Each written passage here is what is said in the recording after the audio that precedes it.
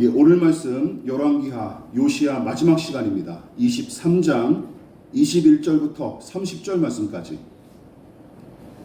열왕기하 23장 21절부터 30절 말씀까지 요시야 왕에 관한 설교를 7차례 이어가는데 오늘이 마지막입니다. 열왕기하 23장 21절부터 30절, 제가 가진 성경으로 구약 성경 602페이지에서 603페이지 정도 됩니다. 찾으신 줄 알고 저와 여러분이 한 절씩 번갈아 가면서 교독하고 마지막 절 합독합니다. 제가 먼저 봉독하겠습니다. 왕이 뭇 백성에게 명령하여 이르되 이 언약책에 기록된 대로 너희의 하나님 여호와를 위하여 유월절을 지키라 하매, 사사가 이스라엘을 다스리던 시대부터 이스라엘 여러 왕의 시대와 유다 여러 왕의 시대에 이렇게 유월절을 지킨 일이 없었더니 요시야 왕 18째 해에 예루살렘에서 여호와 앞에 이 유월절을 지켰더라. 요시야가 또 유다 왕과 예루살렘에 보이는 신접한 자와 전쟁이와 드라빔과 우상과 모든 가증한 것을 다 제거하였으니 이는 대제사장 hilki야의 여호와의 성전에서 발견한 책에 기록된 율법의 말씀을 이루려 함이라. 요시야와 같이 마음을 다하며 뜻을 다하며 힘을 다하여 모세의 모든 율법을 따라 여호와께로 돌이킨 왕은 요시야 전에도 없었고 후에도 그와 같은 자가 없었더라. 그러나 여호와께서 유다를 향하여 내리신 그 크게 타오르는 진도를 느끼지 아니하셨으니 이는 므낫세가 여호와를 경노하게 한 그 모든 경노 때문이라. 여호와께서 이르시되 내가 이스라엘을 물리친 것 같이 유다도 내 앞에서 물리치며 내가 택한 이 성 예루살렘과 내 이름을 거기에 두리라 한 이 성전을 버리리라 하셨더라. 요시야의 남은 사적과 행한 모든 일은 유다와 역대지략에 기록되지 아니하였느냐. 요시야 당시에 애굽의 왕 바로 느고가 아수르 왕을 치고자 하여 유브라데 강으로 올라가므로 요시야 왕이 맞서 나갔더니 애굽 왕이 요시야를 무기토에서 만났을 때에 죽인지라. 다같이 신복들이 그의 시체를 병거에 싣고 무기토에서 예루살렘으로 돌아와 그의 무덤에 장사하니 백성들이 요시야의 아들 여호아하스를 데려다가 그에게 기름을 붓고 그의 아버지를 대신하여 왕으로 삼았더라. 아멘. 예, 우리 말씀의 제목을 다 같이 한번 읽어보시겠습니다. 자, 시작. 그럼에도 칭찬해야 할 요시야. 예, 그럼에도 칭찬해야 할 요시야라는 제목으로 말씀의 은혜를 나누고 7번에 걸친 요시야에 관한 설교를 오늘로서 마무리하도록 하겠습니다.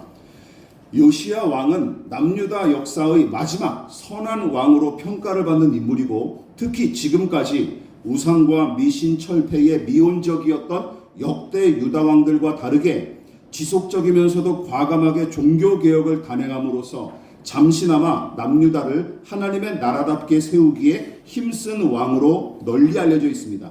이렇듯 우리가 지난 시간에 이렇게 제가 정의를 했죠. 요시야의 개혁은 시간이나 기간에 예외를 두지 않고 지속적으로 이루어졌을 뿐만 아니라 공간과 장소에 예외를 두지 않고 전방위적으로 이루어졌으며 누구도 예외 없이 모두를 위해 모두를 향해 이루어진 것이 특징이었습니다. 그러나 낡고 악한 것을 뽑고 무너뜨리며 파괴하는 개혁만 감행한 데서 그치지 않았어요. 예레미야 선지자가 예언한 대로 선한 것을 심고 세우는 일도 감행했고 우리는 지난 설교를 통해 두 가지 내용을 함께 살펴봤습니다. 첫 번째 어떤 내용이었습니까? 같이 읽어볼게요. 시작.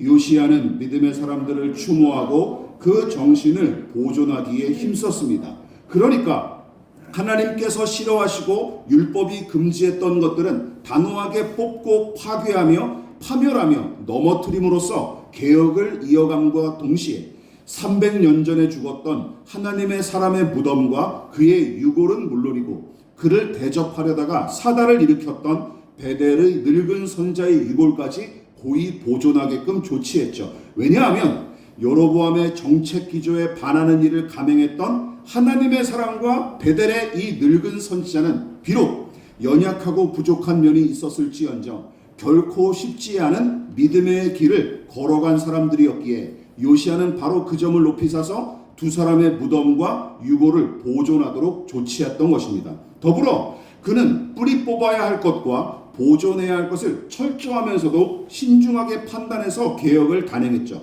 그뿐만이 아닙니다. 두 번째, 요시야는 어떤 식으로 개혁을 이뤄갔습니까? 시작. 요시야는 율법책의 명령에 따라 유월절을 부활시킴으로 개혁을 단행했습니다. 자, 그렇다면 요시야는 무슨 이유로 유월절 회복을 위해 힘썼습니까? 그는 이 나라가 하나님의 나라이자 그분의 소유임을 확신했고, 더 나아가 이 나라가 지금까지 일궈놓은 생존과 번성이 오로지 하나님의 은혜로 된 것임을 확신했기 때문입니다. 또한 유월절을 지키는 일이 이스라엘 민족의 기원과 정체성을 상기시킬 뿐만 아니라 강대한 세상 나라와 권세를 심판하심으로써 구원을 이루신 그 하나님을 깊이 생각하고 경배하기에 유익한 명절이기 때문이었죠. 그리고 율법이 유월절 준수를 명령했기에 요시야는 왕으로서 사명을 다한 것입니다. 이처럼 믿음의 유산을 지키고 계승하기에 힘썼을 뿐만 아니라 하나님의 큰 구원과 은혜를 기념하는 명절인 유월절을 부활시켰고, 율법의 명령에 따라 백성과 함께 큰 구원의 하나님을 경배하기에 이릅니다. 자, 오늘 설교 본문도 크게 다르지 않습니다. 요시야는 율법의 명령에 따라 미신과 우상 척결을 위해 내내 매진했지만 막판에 어떤 일이 벌어집니까? 여러분들도 오늘 읽었다시피 이집트 왕 느고와 맞서 싸우다가 큰 부상을 입는 일이 벌어졌고, 그로 인해 죽음을 맞이하는데 그것이 그의 유일한 오점이자 실책으로 남았습니다. 그래서 오늘은 그 죽음에 관해 좀 더 심도 있게 살펴보고 이것과 관련된 제 나름의 통찰과 은혜를 여러분과 함께 나눠보려고 합니다. 자, 첫 번째 같이 한번 읽어볼까요? 시작. 느고에게도 말씀하신 하나님, 그러나 그 말씀을 무시한 요시야. 이것에 대해서 우리가 함께 살펴보십시다. 자, 우선 본문의 이야기는 성경의 독자들에게, 신자들에게 아쉬움과 실망감을 안겨주는데, 믿음으로 하나님을 선하게 섬기고 일평생 남유다의 개혁을 위해 헌신했던 요시야의 인생이 우선 전장에서 싸우다가 부상을 입고 끝내 사망하는 비극적인 이야기로 마무리되기 때문입니다. 그리고 그 실망감과 아쉬움은 크게 두 가지 이유에서 비롯돼요. 자, 먼저 무엇입니까? 어떤 신자들은 이렇게 이야기하는 것이죠. 잘 들어보십시오. 여러분들도 혹시 이런 생각 가지고 오늘 본문을 바라보셨을지 모르겠습니다. 이런 거죠. 신실하게 하나님을 섬기고 남유다 개혁을 위해 평생 선하게 헌신한 대가가 고작 이것인가 하는 의문이죠. 그렇지 않습니까? 이런 의문을 제기하면서 실망감을 표시하는 신자들이 충분히 있을 수 있어요. 충분히 그럴 수 있습니다. 그러나 그런 식으로 아쉬워하거나 빈정대는 사람은 기억하십시오. 이건 믿음의 문제가 아니에요. 그런 식으로 아쉬워하거나 빈정대는 사람은 기억하십시오. 세상의 생리와 인생의 이치에 관해 유심히 관찰하거나 깊이 고민하지 않은 사람이 틀림없습니다. 여러분, 이거는 신자가 아니더라도 이해할 수 있는 일이에요. 왜 그런지 아십니까? 이런 거죠. 여러분, 악인이 형통하고 의인이 고난당하는 일은 굳이 힘들게 찾아볼 필요가 없을 정도로 우리 주변에 흔하게 일어나는 현상이고, 성경에서도 그 부조리를 기록한 내용이 허다하기 때문입니다. 그리고 오늘 본문도 마찬가지예요. 오늘도 그 본문도 마찬가지예요. 여러분, 요시야의 죽음도 마찬가지입니다. 그래서 착하게 살면 보상을 받고 악하게 살면 대가를 치른다는 이 인과응보의 원리가 이 세상에서 속 시원하게 실현되기를 누구나 바라기는 하지만, 여러분, 정작은 부조리한 일들로 가득한 것이 세상살이임을 우리는 염두에 둘 필요가 있습니다. 믿으십니까? 기억하십시오. 이건 사실이에요. 사실이니까 부정할 수 없는 일이에요. 그런데 성경에 기록된 이 내용을 근거로 요시야에게 실망감과 아쉬움을 표시하는 사람들이 또 한 부류가 있습니다. 왜 그럴까요? 자, 이게 더 중요해요. 앞에 거는 상식적인 일이니까 그냥 넘어갈 수 있는데, 이제 뒷부분은 좀 더 성경을 심도 있게 해석하고 연구하는 사람들이 시비를 거는 내용이기 때문에 우리가 좀 잘 살펴봐야 합니다. 자, 본문은 이집트의 군대와 싸우다가 전사한 일만 간략하게 기록했지만 역대하는 이 모든 과정을 좀 더 상세하게 기록했습니다. 자, 그 내용을 좀 길지만 살펴볼까요? 눈으로 보시고 제가 읽어보도록 하겠습니다. 잘 들어보십시오. 애굽 왕 느고가 유브라데 강가 갈그미스를 치러 올라왔으므로 요시야가 나가서 방비하였더니 느고가 요시야에게 사신을 보내어 이르되 유다 왕이여, 내가 그대와 무슨 관계가 있느냐? 내가 오늘 그대를 치려는 것이 아니요 나와 더불어 싸우는 족속을 치려는 것이라. 하나님이 나에게 명령하사 속히 하라 하셨은즉 하나님이 나와 함께 계시니 그대는 하나님을 거스르지 말라. 그대를 멸하실까 하노라 하나. 이상한 말씀이 나오죠. 잘 들어보십시오. 당시에 바벨론과의 전쟁으로 수도 니느웨를 빼앗긴 아수르 제국, 이제 아수르 제국이 점점 쇠퇴해 가고 있는 상황이에요. 신흥 바벨론 제국이 이제 그 패권을 장악해 나가던 시기였습니다.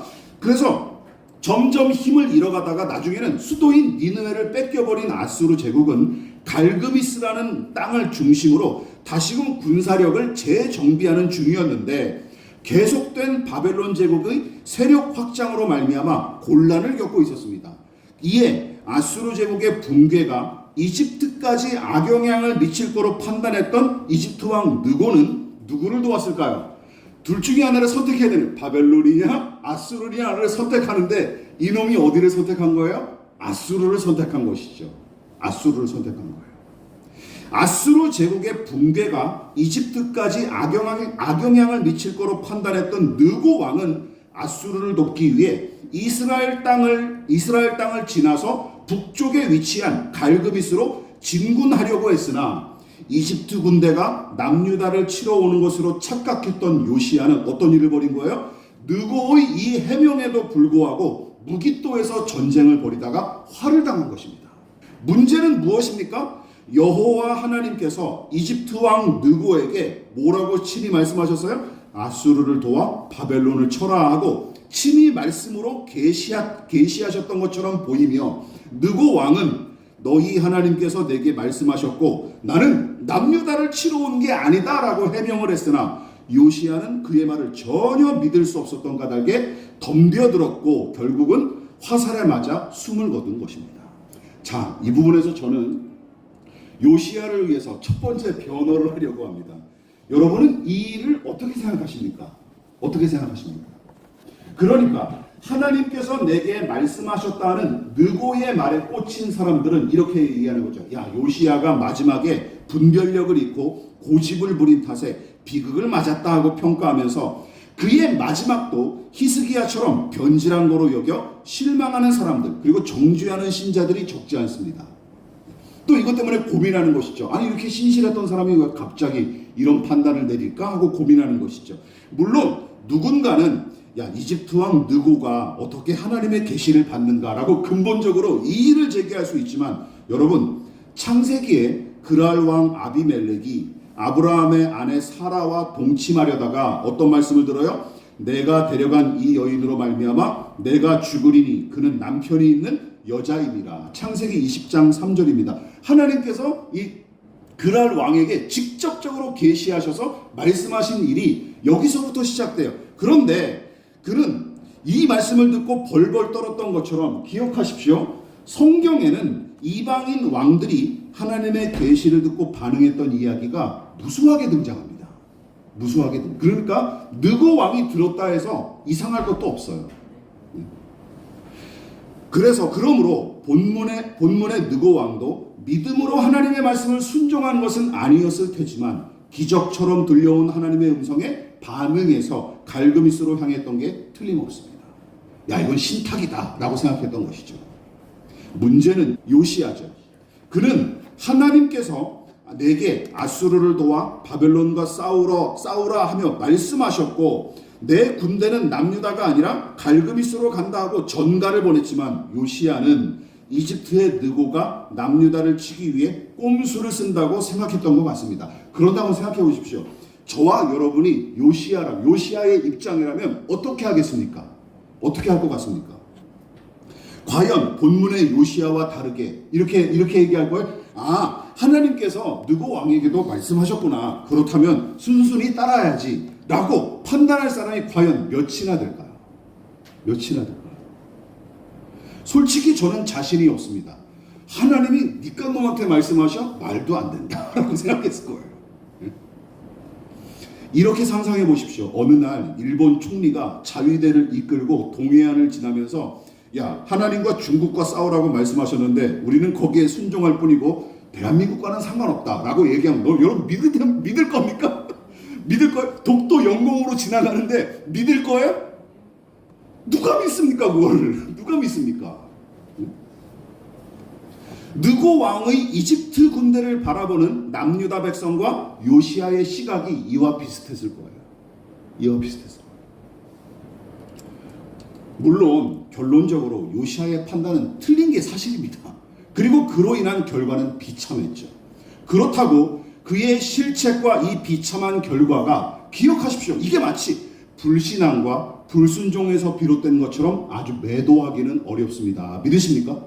그런 걸 우리가 좀 구분을 해야 되는 거예요. 혹시 여러분 중에 저도 옛날에 그렇게 생각했었어요. 믿음이 크고 성령으로 충만하면 또 말씀과 기도에 늘 매진하면 잘못된 판단을 내리거나 실수하는 일이 없을 거로 여기십니까? 저 옛날에 그랬다니까요. 어떤 믿음이 좋다고 생각하는 사람들이 있으면 저 사람이 하는 말은 다 맞아. 저 사람이 하는 행동은 다 옳아. 저 사람이 무슨 일을 해도 다 무슨 이유가 있을 거야. 하나님이 명령하셨을 거야. 라는 생각을 했던 것이죠. 여러분 기억하십시오.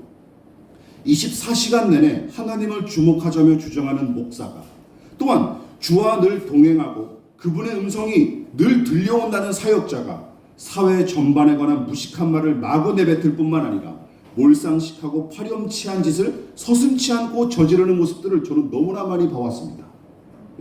몰상식하고 비상식적이고 부도덕한 짓을 서슴지 않는 것을 너무나 많이 봐왔어요. 여러분 그 간격을 어떻게 메꿀 겁니까? 그 사람은 늘 기도에 힘쓰고 7시간씩 기도하고 24시간 내내 하나님을 바라보자는데 그런 짓을 저질러요. 그건 어떻게 된 거죠 도대체? 이처럼 여러분 하나님을 빙자하여 사기를 치는 작자들은 그렇다 치더라도 기억하십시오. 늘 신실하게 살아가고 사역했던 이들이 어이없는 판단과 선택으로 일을 그르치는 광경을 너무나 많이 봐왔기에 저는 요시야의 경우도 후자에 해당한다고 생각합니다. 후자에. 아무리 믿음이 좋고 성령 충만할지라도 기억하십시오. 우리는 인간입니다. 믿으십니까? 인간이 그 사실을 놓치면 안 되는 거예요. 그런 실수와 잘못을 자주 저지르는 사람이 바로 저 같은 사람 아닙니까? 오늘도 주고 잊어버리고 이렇게 왔다 갔다 했잖아요. 예?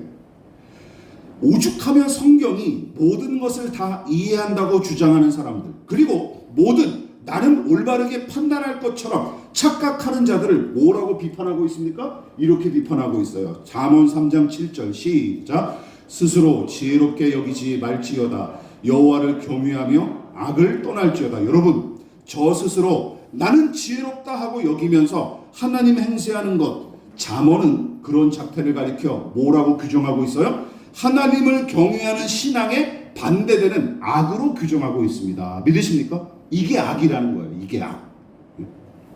물론 요시야를 일부러 편드는 것은 아닙니다. 그가 엉뚱하게 판단해서 이집트 군대와 전쟁한 일은 틀림없는 잘못이고 명백한 정책적 실책입니다. 그러나 그 판단의 원인이 그의 불신앙에서 비롯된 것이 아님을 염두에 둘 필요가 있는데 기억하십시오. 종종 그런 일을 저지르며 넘어지기 일수인 존재가 바로 저와 여러분 같은 인간이기 때문입니다. 믿으십니까?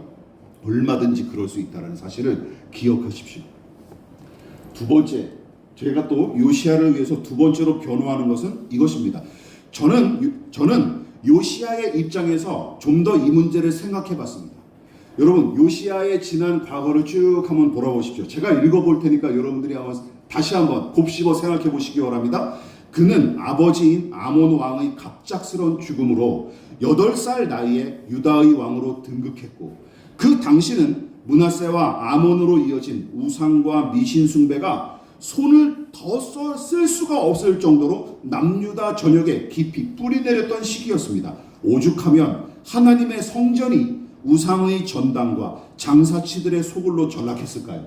게다가 하나님의 명령과 약속을 기록한 율법책은 진즉에 분실하여 어디 갔는지 아무도 관심조차 없었고 여호와 하나님을 따르는 믿음의 사람들이 제대로 대접받고 왕성하게 활약하기는커녕 소원 성취와 만사 형통의 신을 앞세운 우상의 제사장들과 그것을 맹목적으로 쫓는 분위기에 밀려 믿음의 사람들은 천대받기 일쑤였습니다. 여러분, 요시야는 믿음으로 살아가는 것 자체가 매우 어려운 시대에 왕으로 등극하여 종교개혁을 단행한 것이었습니다. 요시야의 입장에서 생각해 보십시오. 이게 얼마나 고달프고 힘겨운 일이겠습니까? 더군다나 프랑스의 폴 브루제라고 하는 작가가 이렇게 얘기했다면서요. 뭐라고요? 시작! 생각하는 대로 살지 않으면 사는 대로 생각하게 된다라고 했던 지적처럼 진지한 자기 반성이나 역사적 성찰 따위는 아예 염두에 두지 않고 살았던 남유다 백성은 그저 제 몸의 욕구를 충족시켜줄 우상과 미신을 따랐던 시기 아닙니까? 따라서 기억하십시오. 요시야는 어린 시절부터 왕관의 무게에 담긴 엄청난 부담을 짊어져야 했고 본격적으로 여호와 하나님을 찾기 시작했던 16세 때부터는 믿음을 지키기 위해 거친 강물을 거슬러 오르는 연어 못지않게 힘겨운 나날을 보냈을 것입니다. 절대로 순탄한 삶이 아니었을 거예요. 그뿐이겠습니까? 또 이런 것이죠. 시시때때로 찾아오는 외부와 자기 내면의 유혹을 분별하고 경계하기 위해 외줄타기하는 고개사처럼 살았을 테고 더불어 그의 정책에 반대하는 자들을 설득함과 동시에 적대시하는 자들과 맞서기 위해 마치 군대의 5분 대기조처럼 내내 마음졸이며 살았을 것입니다. 충분히 그것을 상상해 볼 수 있죠. 그래서 조금이라도 미심쩍은 사람이나 상황을 만나면 요시야는 강박에 가까울 정도로 의심하고 따져봤을 것입니다. 이처럼 평생을 파수꾼처럼 살아온 사람이 어떻게 이집트 왕의 말을 손쉽게 믿고 따를 수 있겠습니까? 게다가 요시야의 개혁이, 여러분 이 부분에서 한번 생각해 보십시오. 요시야의 개혁이 오랫동안 계속 이어졌던 일도 우리는 다른 측면에서 생각해 볼 수 있어요. 그 작은 땅덩어리에 세워진 우상단지들과 미신의 제단들을 어떻게 20세 때부터 39살의 나이로 죽을 때까지 무려 20년 동안 척결하기 위해 무진 애를 썼으나 여러분 결국은 그마저도 다 완수하지 못했던 이유는 무엇이었을까요? 먼저 번 설교에서 제가 언급했다시피 우상과 미신 숭배가 오랫동안 남유다를 깊이 잠식했을 뿐만 아니라 그 제단과 우상들이 그만큼 남유다 전역에 두루두루 퍼져 세워져 이것저것을 장악했기 때문입니다. 근데 그뿐만이 아니에요. 생각해 보십시오. 요시야의 개혁이 오랜 시간에 걸쳐 더디게 진행됐던 것은 그의 신하들과 백성이 개혁에 적극적이지 않은 탓도 있었던 것 같습니다. 무슨 얘기인지 아시겠죠? 자, 그러니까 이렇게 정리해 볼 수 있어요. 남유다 백성이 왕의 이 개혁을 마음 중심에서부터 기뻐하고 거기에 자발적으로 호응해야 하는데 여러분 내면의 변화와 갱신이 동반한 가운데 개혁이 진행된 것이 아니라 지도자의 권위에 일시적으로 따른 것에 불과했던 까닭에 우상과 미신 척결의 과정이 오랜 시간에 걸쳐 진행될 수밖에 없었던 것으로 보입니다. 예. 하기 싫은 애들을 자꾸 이제 하자고 끌어당긴 거죠. 왕이 혼자서. 예. 결국은 남유다 백성의 미온적인 태도가 바로 이 개혁을 더디게 한 그런 요소로 작용한 게 틀림없습니다. 제가 왜 그렇게 생각했는지 아십니까? 훗날 남유다가 망하고 한 100여 년이 지난 다음에 느헤미야를 비롯한 귀한 민들이 무너진 예루살렘 성벽을 재건하는데 며칠이 걸리는지 아십니까? 40일밖에 안 걸려요. 40일밖에.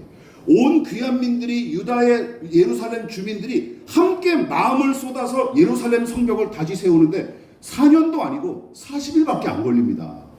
그런데 왕이 이 개혁을 하자는데 몇 년이 걸려요? 20년이 하는데도 끝나지가 않아요. 그러면 당연한 거죠. 왕이 혼자서 그냥 가슴만 졸이고 애만 태웠던 거예요. 요시야 혼자서. 예. 그러니까 요시야는 믿고 맡길 사람이 별로 없었던 것 같습니다. 그러니까 남유다는 나중에 이제 망하고 마는 것이죠. 그러므로 본문에 기록된 그의 외교적 실책과 막판의 비극도 결국은 사람을 너무 믿지 못한 그의 성향에서 비롯된 것으로 보입니다. 그런데도 요시야는 훌륭하게 왕의 직분을 감당한 인물로 칭찬받아 마땅합니다. 마지막으로 살펴볼 내용이 이것입니다. 이 말씀을 마치고 오늘 설교를 마무리하도록 하겠습니다. 시작. 그럼에도 율법을 따르고 하나님을 경외했던 믿음의 사람 요시야. 자, 요시야는 어떤 왕입니까? 그리고 어떤 생애를 살았을까요? 여러 가지 표현이 가능하지만 열왕기하 22장과 23장은 물론이고 그의 일대기를 똑같이 기록한 역대하 34장과 35장에 내내 반복되는 표현이 있습니다. 특히 그 내용이 오늘 본문에 잘 나타나 있는데 그다지 길지 않은 분량인데도 그러합니다. 그 내용이 계속 3번씩이나 반복되어 있어요. 자, 그 구절들을 유심히 한번 살펴볼까요? 길지만 중요한 내용이기 때문에 한번 우리가 천천히 또박또박 읽어보도록 하겠습니다. 자, 시작. 왕이 뭇 백성에게 명령하여 이르되 이 언약책에 기록된 대로 너희의 하나님 여호와를 위하여 유월절을 지키라 하매 요시야가 여호와의 성전에서 발견한 책에 기록된 율법의 말씀을 이루려 함이라. 요시야와 같이 마음을 다하며 뜻을 다하며 힘을 다하여 모세의 모든 율법을 따라 여호와께로 돌이킨 왕은 요시야 전에도 없었고 후에도 그와 같은 자가 없었더라. 언약책에 기록된 대로 지키고 율법의 말씀을 이루기 위해 힘쓴 왕. 그러니까 율법의 명령을 하나님의 말씀으로 여겨서 기꺼이 떠받들고 그 말씀을 순종하며 살기 위해 최선을 다한 왕. 그가 바로 요시야입니다. 믿으십니까? 율법에 순종한 왕. 그러나 단지 율법의 명령을 문자 그대로 지키고 기계적으로 이행한 것이 전부라면 그것은 예수께서 신랄하게 비판하셨던 바리새인들과 다를 게 하나도 없죠. 중요한 것은 무엇입니까? 그래서 오늘날도 어떤 신자들은 교회를 율법주의자처럼 다니면서 좋은 신앙인 것처럼 착각합니다. 특히 한국교회가 더 그런 것 같아요. 율법주의자인데 자기는 그냥 신앙이 그리스도인이라고 하는데 이게 헷갈리는 사람들이 너무나 많은 것 같아요. 여러분 기억하십시오. 율법에 대한 기계적인 이행은 엄밀히 말해 순종이 아닙니다. 믿으십니까? 순종이라고 이야기하는 게 아니에요. 왜냐하면 기억하십시오. 순종은 순종하는 대상에 대한 사랑과 공경을 반드시 요구하기 때문입니다. 믿으십니까? 뭐가 들어가야 돼요? 사랑과 공경이 들어가야 되는 거예요. 인격적인 사랑과 공경이 들어가야 되는 거예요. 무엇보다 성경이 그 원리를 아주 잘 보여주고 있습니다. 자, 신명기에서부터 이렇게 명령하고 있어요. 시작. 그를 사랑하고 그의 계명을 지키는 자. 하나님 사랑과 그 계명을 지키는 자를 동급으로 보고 있는 거예요. 그래서 예수님도 뭐라고 가르치셨어요? 요한복음 14장 시작. 너희가 나를 사랑하면 나의 계명을 지키리라. 그 예수님의 가르침에 이어서 사도 요한이 뭐라고 가르치고 있습니까? 시작. 하나님을 사랑하는 것은 이것이니 우리가 그의 계명들을 지키는 것이라. 하나님을 사랑하면 당연히 그 계명을 지킨다는 것이죠. 그리고 그 계명을 지키는 자는 어떻게 추측해 볼 수 있다는 거예요? 아, 저 사람은 하나님 사랑하는 사람이구나. 볼 수 있다는 것이죠. 기억하십시오. 성경은 하나님 사랑과 말씀 순종을 분리하지 않습니다. 분리하지 않아요. 오히려 뗄려야 뗄 수 없는 한 몸처럼 보는 까닭에 사랑은 순종을 낳고 순종은 사랑의 증거임을 분명히 선포하고 있습니다. 믿으십니까? 기억하십시오.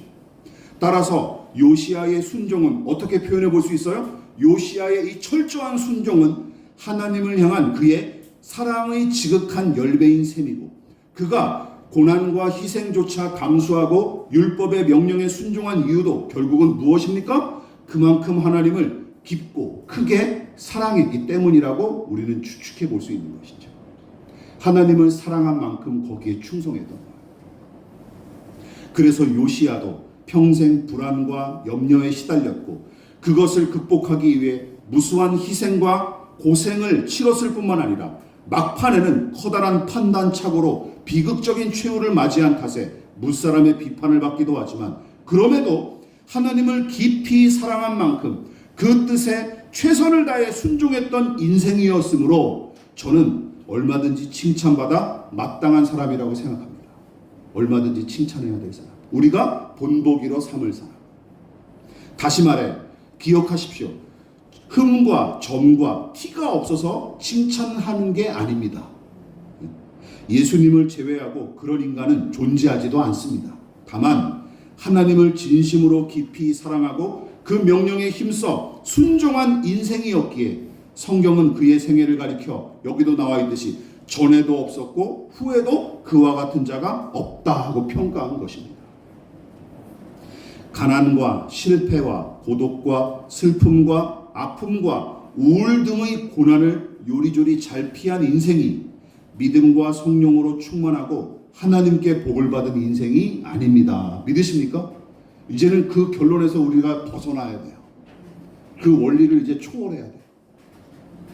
언제 어디서나 무슨 일을 만나든지 하나님을 사랑하고 그 뜻에 순종하는 인생, 여러분 그것이 진정으로 복된 인생이고 하나님께서 칭찬하시는 삶인 줄 믿습니다. 성공이 아니라 믿음을 추구하는 삶, 평안과 풍요를 얻기 위해 급급한 인생이 아니라 어떤 처지에서든 주의 뜻을 순종하는 인생, 자기 보호 본능으로 점철된 이기적인 삶을 넘어 하나님과 이웃을 더 깊이 사랑하고 섬기는 삶, 사는 모양새가 어떠하든 관계없이 우리 인생을 그렇게 아름답고 선하며 거룩하게 채색해 나아가고 가꿔 나가는 저와 여러분 되시기를 주님의 이름으로 부탁을 드리겠습니다. 그러므로 너희는 이렇게 기도하라. 하늘에 계신 우리 아버지, 아버지의 이름을 거룩하게 하시며 아버지의 나라가 오게 하시며 아버지의 뜻이 하늘에서와 같이 땅에서도 이루어지게 하소서. 오늘 우리에게 일용할 양식을 주시고 우리가 우리에게 잘못한 사람을 용서하여 준 것 같이 우리 죄를 용서하여 주시고 우리를 시험에 빠지지 않게 하시고 악에서 구하소서. 나라와 권능과 영광이 영원히 아버지의 것입니다. 아멘.